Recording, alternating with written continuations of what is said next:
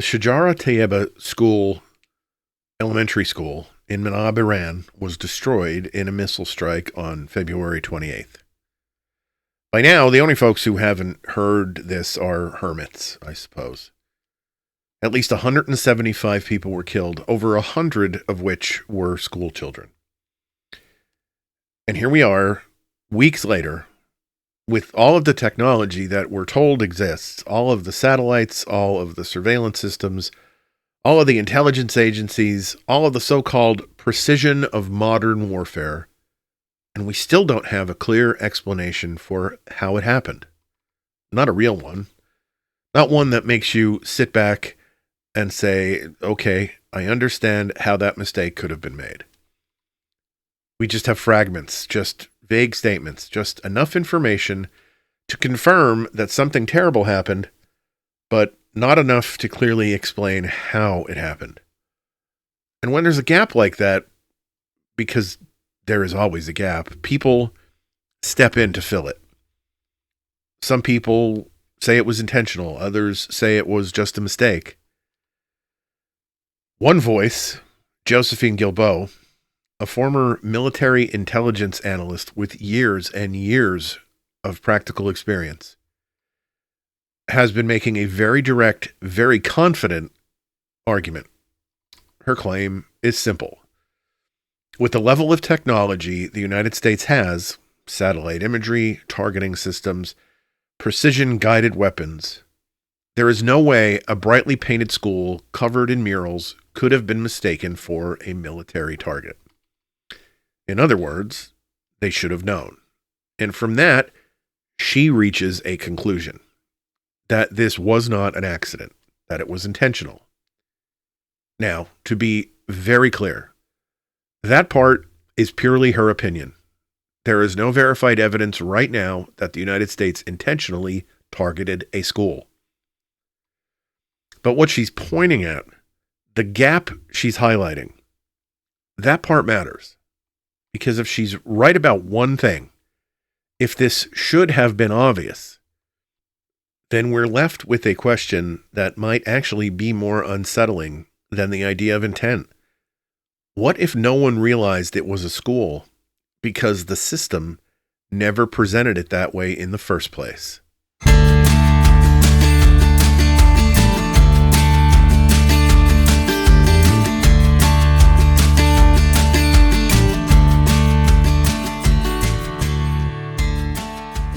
Greetings all, and welcome to Your Neighbor on the Left, podcast where we talk about progressive politics, human decency, and life on the blue side of America's ideological divide. My name is Don Spielis. I am your host. And today we're going to be talking about the now infamous bombing of the girls' school in Iran. As I mentioned, I'm pretty sure everyone knows the basics of this, so let's start off by slowing down, because this is where things get complicated and where people tend to jump too quickly to conclusions. We'll start off with what we actually know. A strike happened, a school was hit, children were killed. And based on the available evidence, missile fragments, reporting, independent analysis, it is increasingly likely that the United States carried out that strike. That's the reality. Even the Pentagon doesn't dispute that. What we do not have is a clear, transparent explanation of how that building became a target. And that is not a minor detail. It's really the entire story. Because without that explanation, everything else is really just people guessing. People are very good at guessing in ways that conveniently match what they already believe. Both sides can be guilty of that. So let's walk through the possibilities. Not emotionally, not politically, not any way but logically.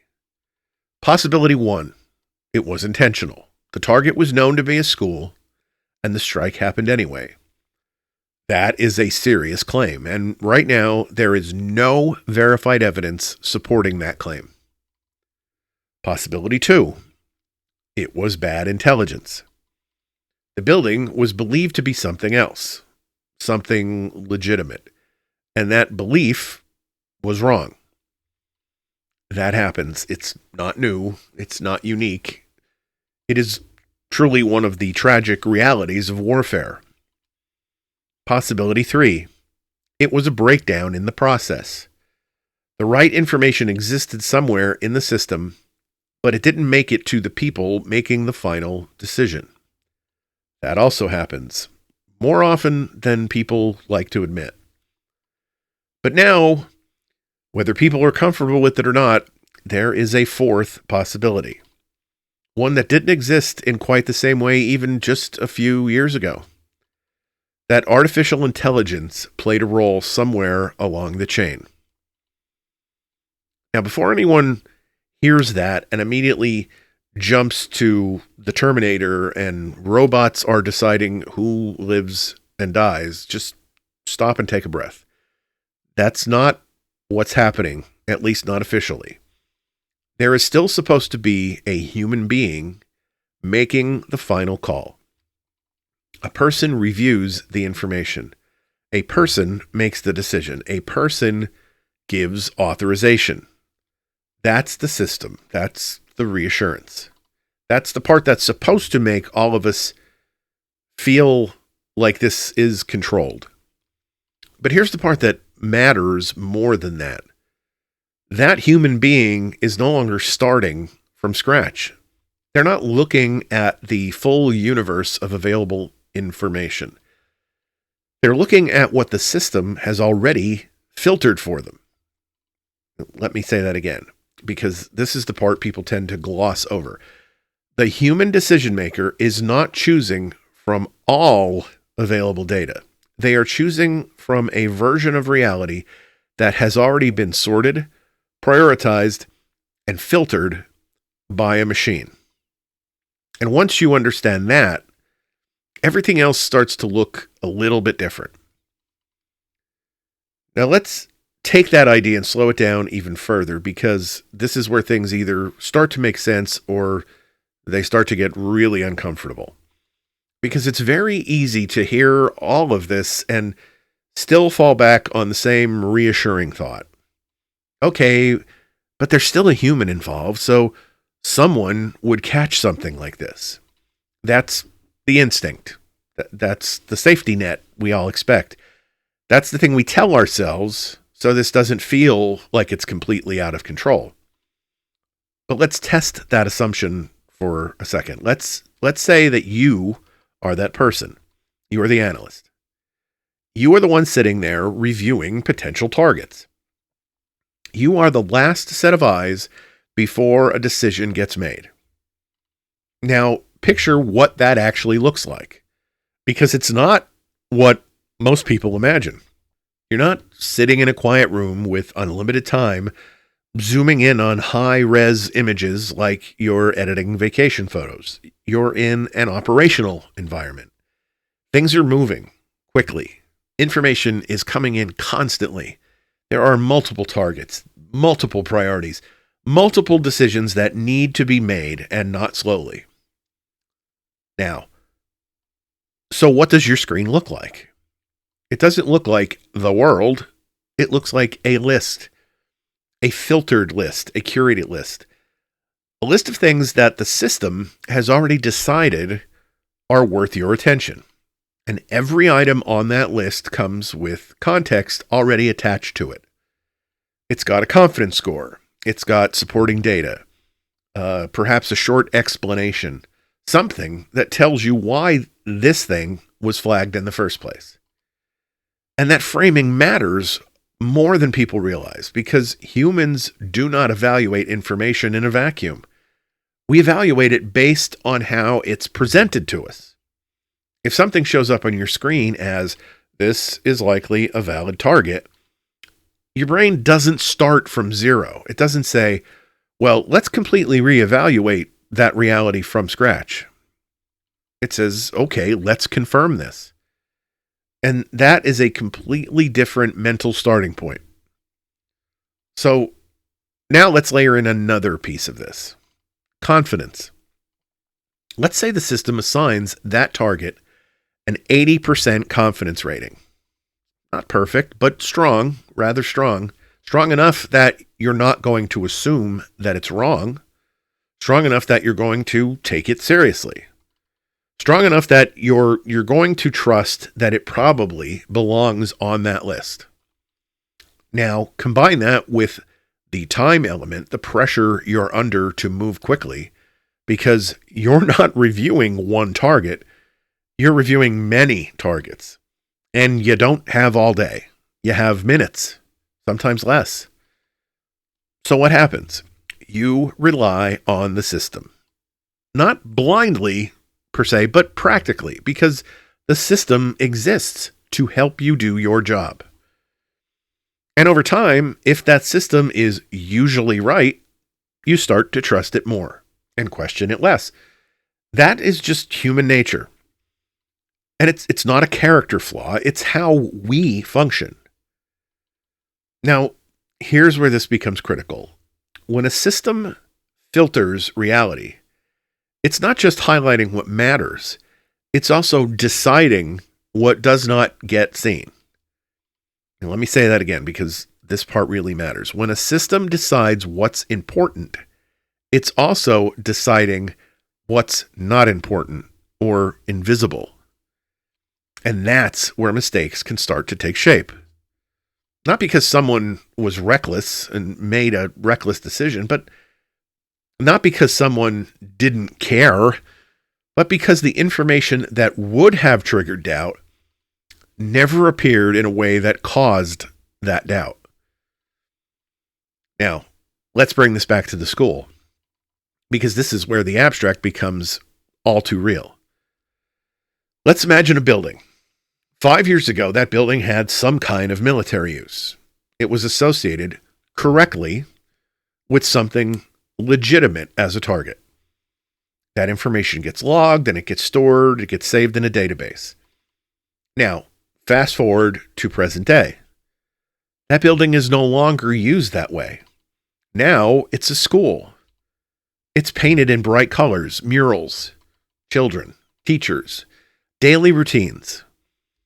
Everything about it visually says this is a school. But here's the problem. Data doesn't always update cleanly. Systems don't always forget. And in many cases, they are not designed to forget. So somewhere in that system, that building still carries its past identity. Now layer in current actual activity. People gathering at regular intervals, movement patterns that repeat every day, vehicles arriving and leaving. From a human perspective, with context, that's obviously a school day. But from simply a pattern recognition system, that just looks like organized activity, structured movement, operational behavior. And if that pattern lines up closely with what the system has been trained to flag, then it gets flagged. Now that it's flagged, that item moves up the chain. And the human reviewing it is not seeing a school that used to be something else. They're seeing simply a location with prior military association that currently exhibits suspicious patterns. And that framing, of course, matters, because everything that follows is now shaped by it. And this is where Josephine Guilbeault's argument starts to run into a problem. She's assuming that someone clearly saw a school and ignored it. But what if that's not what happened? What if no one ever saw a school at all? What if what they saw, what they were presented with, never triggered that recognition? Because if that's the case, then this isn't about intent, it's about structure. It's about how decisions are shaped before they're even made. And that is a much harder problem to deal with. Because structural problems don't get fixed by finding one person and blaming them. They require changing the system. And changing systems like this is not easy. Now let's zoom out for a second, because this is where the conversation usually starts to go off the rails. People hear something like this and they immediately jump to one of two extremes. Either this is all intentional, or this is just the fog of war. Nothing to see here. And the reality is, it's often neither of those things. It's somewhere in between. Something less dramatic, but in a way more unsettling. Because it's not about one bad decision. It's about a system that can produce bad outcomes even when everyone inside it thinks they're doing their job correctly. And that's much harder to deal with. Because you can't fix that by removing or replacing one person. You can't fix it by saying, that was a mistake and it won't happen again. You actually have to look at how the system works. And whether the system itself is introducing risks that didn't exist before. And this is where artificial intelligence becomes the real factor. Not as some villain, twisting its mustache, not as some rogue entity, but as a tool that changes how decisions are made. Because here's what AI actually does in this context. It doesn't replace humans. It changes the inputs that the humans rely on. It changes the flow of information. It changes what information gets someone's attention. And just as importantly, it changes what information doesn't get presented to someone. And once you change those things, you change outcomes. Even if nobody consciously decides to do anything differently. Okay, so now let's bring in something a bit more concrete, because this is where it helps to anchor this in reality. The U.S. military already has been using systems like Project Maven. That system was built to analyze drone footage and identify objects, movement, and patterns. Its purpose is rather simple. Help humans process more information faster. And on paper, that sounds like a clear improvement. More data, better analysis, faster decisions. But there's a trade-off, and this is the part that doesn't get emphasized. When you increase speed, you often decrease scrutiny.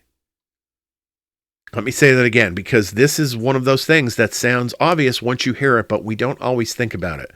When systems are designed to move faster, each individual decision gets less time. Now imagine that applied to targeting. More potential targets identified more quickly means more decisions in less time. And even if every person in that chain is doing their job seriously, they are still operating inside of a system that is pushing them toward speed. And speed changes behavior. Even when people don't realize that it's doing it. Now, let's connect that back to what we were talking about earlier. A building gets flagged. It has a history, it shows patterns, it gets a confidence score, and it moves up the chain. At no point does anyone say, let's slow this entire process down and reevaluate this from scratch without any assumptions. Because that's not how the system is designed to work.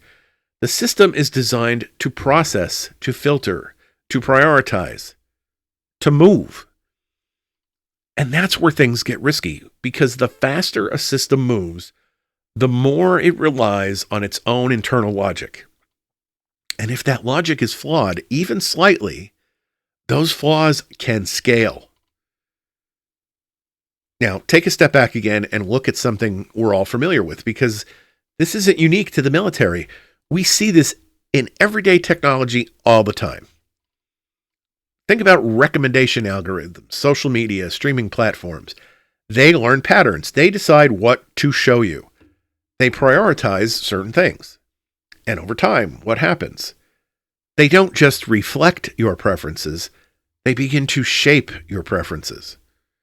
Now imagine that same concept applied to targeting. A system that doesn't just process data, but influences what data gets attention, what gets prioritized, what gets acted on. That's not science fiction. That's how these systems work. And this is where the conversation gets uncomfortable again, because once you accept that, you have to accept something else. The system doesn't have to be malicious to produce harmful outcomes. It just has to be wrong. And not like glaringly wrong, not obviously wrong, not in a way that makes people immediately stop and say, hey, wait, this doesn't make sense. But wrong in a way that looks plausible, convincing, reasonable. Because those are the kinds of errors that slip through. Let's go back to the school one more time, because this is where it all comes together. If the system identifies that location as relevant, if it frames it in a certain way, if it presents it with a certain level of confidence, and if the human reviewing it operates within that frame, then every step that follows can feel justified, even if the original classification was wrong. And that's what makes this kind of problem so incredibly difficult. Because at no point does there have to be a moment where somebody knowingly does something wrong. It's a chain. And every link in that chain can look reasonable on its own. And yet the outcome is catastrophic. We need to talk about accountability again, because this is where the system really starts to break down. If something like this happens, who's responsible? Is it the analyst who reviewed the data? Is it the commander who approved the strike? Is it the engineers who built the system? Is it the data that trained the system? Or is it the system itself? The uncomfortable truth is the more complex the system becomes, the harder that question is to answer. And when you can't clearly answer that question, you have a problem. Because accountability is how systems improve. It's how mistakes get corrected. That's how processes get refined. And if accountability becomes diffuse, if it gets spread across so many different layers that you can never say anybody is clearly responsible, then mistakes don't get fixed. They just get absorbed and then they happen again. Maybe not in exactly the same way, but in ways that follow the same pattern. And that's the part that should make people stop and think. Because this isn't about one strike. This is about how decisions are made going forward. And whether the system we're building is making those decisions better or just simply faster. Because those are not the same thing. And sometimes they're in direct conflict. All right, everybody. Thank you so much for taking the time to download and listen to this episode of Your Neighbor on the Left. I would really love to hear from you. I'd love to hear your thoughts on this school bombing and what you think should be done or isn't being done or has to be done or whatever. I'd also love to hear your thoughts on the podcast, questions, comments, critiques, whatever it is that you have. I want to hear it. You go to the podcast website, www.neighborontheleft.com. There is a contacts section with all of the social media links, as well as an email address, any of which you can use to contact the podcast with whatever you want to contact with. There is also a web player where you can listen to streaming or download any episode of the podcast going all the way back to the first one. And there is a blog section with posts that mirror the things that get talked about on the podcast, including the sources that are being used for the podcast and the blog posts. So we'll be back on Wednesday with another episode. Until then, stay engaged, stay kind, and have the kind of week you'd wish for others.